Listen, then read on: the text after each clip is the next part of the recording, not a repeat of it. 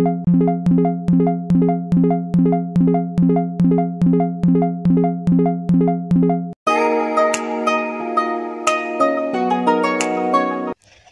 Assalamualaikum warahmatullahi wabarakatuh. Saya Nanda Kurniauli dari kelas 4C Teknologi Pangan Angkatan 2021 dengan nomor induk mahasiswa 444210052.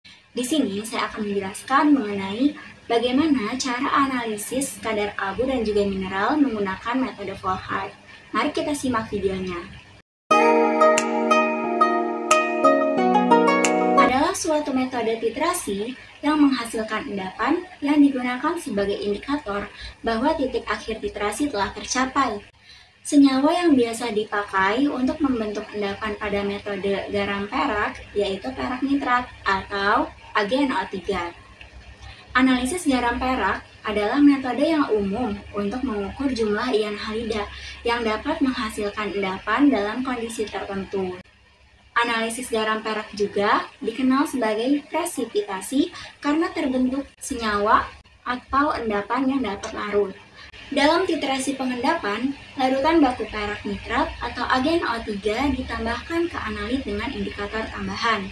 Analit ditentukan dengan mengukur volume larutan baku yang digunakan sehingga semua ion perak dapat diendapkan secara akurat dalam larutan.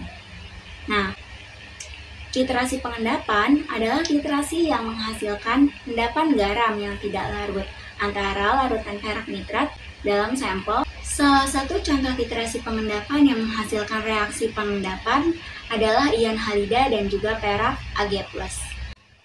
Titrasi ini disebut titrasi argentometri dan merupakan titrasi yang senyawa analitnya diukur dalam bentuk ion halida terhadap larutan baku perak nitrat atau AgNO3. Salah satu jenis titrasi pengendapan yang menyertakan reaksi pengendapan melibatkan ion halida seperti Cl-, I- atau Br, klorida, iodida, dan juga bromida, dan ion perak. Titrasi ini yang dikenal sebagai titrasi argentometrik menggunakan larutan baku perak nitrat untuk menentukan senyawa analit dalam bentuk ion halida.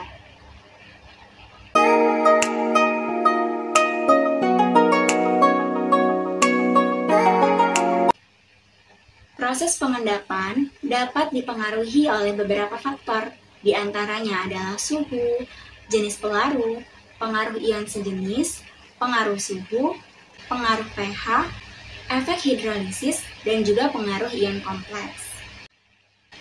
Pengaruh suhu. Ketika kelarutan meningkat, suhu juga akan meningkat. Semakin tingginya suhu, maka semakin sedikit endapan yang terbentuk. Hal ini disebabkan karena sebagian besar endapan berada dalam larutan. Yang kedua adalah jenis pelarut. Senyawa garam anorganik lebih mudah larut dalam air dibandingkan pelarut organik seperti alkohol dan asam asetat. Hal ini dapat digunakan untuk memisahkan campuran karena perbedaan kelarutan dua zat pelarut organik. Kemudian ada pengaruh ion sejenis. Endapan akan menjadi kurang larut ketika dilarutkan dalam larutan yang mengandung ion sejenis daripada air saja. Kemudian ada pengaruh pH, yaitu karena proton berikatan dengan endapan anionik, pH dapat mempengaruhi kelarutan endapan garam dengan komposisi anionik yang berasal dari asam lemah. Misalnya, ketika peningkatan pH, H+ akan bergabung dengan imin untuk membentuk HI, meningkatkan kelarutan endapan Ag. Selanjutnya adalah efek hidrolisis. Efek hidrolisis ini berpengaruh karena ketika garam dari asam lemah dilarutkan dalam air, maka konsentrasi H+ akan berubah, menghidrolisis kation garam sehingga akan terjadi perubahan yang meningkatkan kelarutan dari garam. Yang terakhir ada pengaruh ion kompleks, di mana peningkatan kelarutan garam yang tidak larut disebabkan oleh pembentukan kompleks antara kation garam dan juga ligan. Misalnya, penambahan larutan NH3 membentuk kompleks AgNH3 dua kali Cl, sehingga dapat meningkatkan kelarutan AgCl.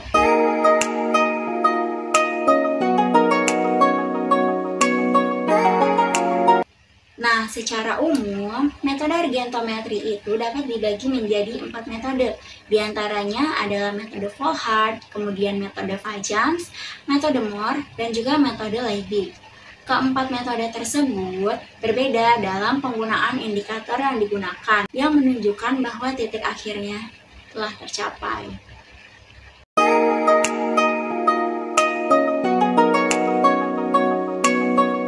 Kita akan masuk ke metode Volhard. Argentometri metode Volhard pertama kali dijelaskan oleh Jakob Volhard, yaitu seorang kimiawan Jerman pada tahun 1874. Metode titrasi ini merupakan metode titrasi tidak langsung, di mana sampel diketahui konsentrasinya melalui titrasi kembali sisa ion perak yang digunakan untuk mengendapkan ion sampel. Oleh karena itu, pada metode Volhard terdiri dari 2 tahapan reaksi sebelum reaksi penentuan titik ekuivalen dari indikator. Metode Volhard. Metode Volhard didasarkan pada pembentukan larutan berwarna. Metode ini dapat digunakan untuk menentukan kadar klorida, bromida, iodida, tiosianat, di mana larutan tersebut ditambahkan pada larutan AgNO3. Indikator yang digunakan pada metode Volhard yaitu feri amonium sulfat atau NH4 FeSO4 2 kali. Larutan standar yang digunakan yaitu kalium tiosianat atau KCNS dan amonium tiosianat atau NH4CNS.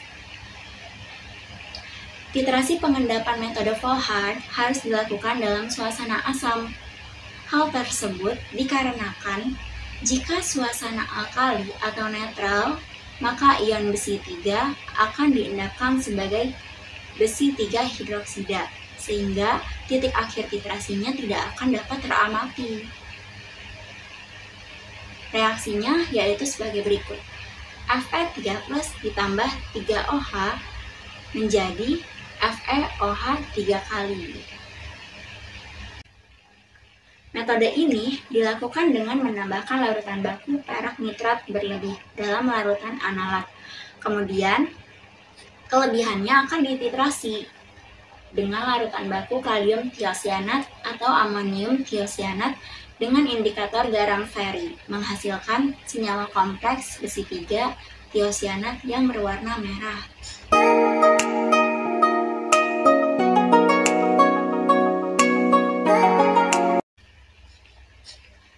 Reaksinya yaitu NaCl atau natrium klorida akan bereaksi dengan AgNO3, akan menghasilkan AgCl dan juga sisa AgNO3 ditambah NaNO3.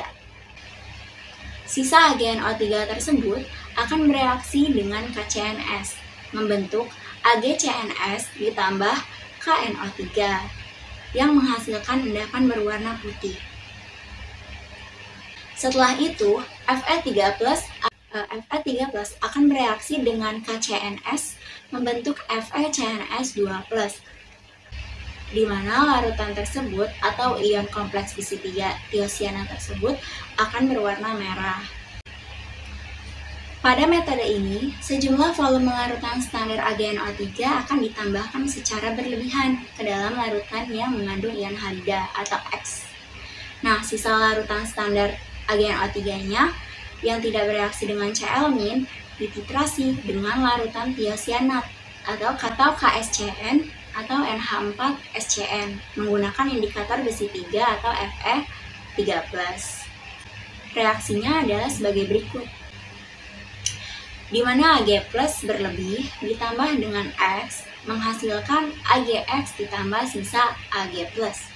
Nah, Ag+ sisa ini ditambah dengan Ag+ berlebih atau larutan standar berlebih akan bereaksi dengan X, yaitu ion halida, menghasilkan AgX ditambah dengan sisa Ag+. Nah, Ag+ sisa ini akan bereaksi dengan SCN, sehingga menghasilkan AgSCN. SCN- akan bereaksi dengan Fe3+ menghasilkan FeSCN2+ yang menghasilkan warna merah.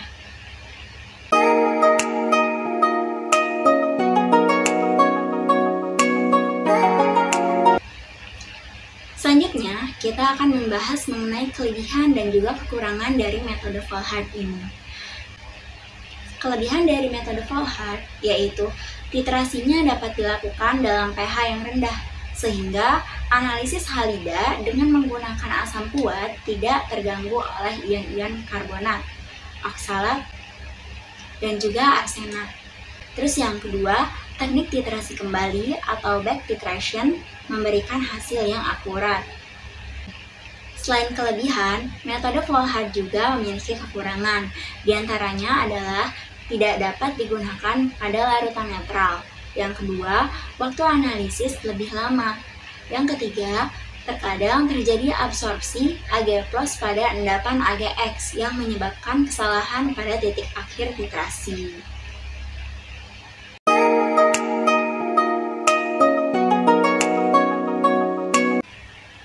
Kesimpulannya, analisis kadar abu dan juga mineral dapat menggunakan prosedur titrasi pengendapan, terutama dengan metode Volhard. Nah, metode ini harus dilakukan dalam keadaan asam. Kemudian, indikator yang digunakan adalah ion Fe3+. Larutan standar yang umum digunakan pada titrasi ini adalah KCSN. Larutan standar yang biasa digunakan pada titrasi ini adalah KSCN atau NH4SCN.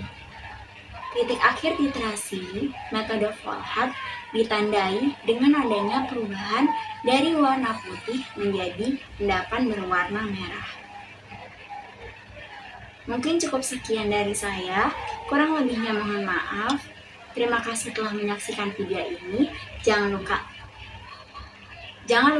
like, subscribe, dan juga komen. Bye.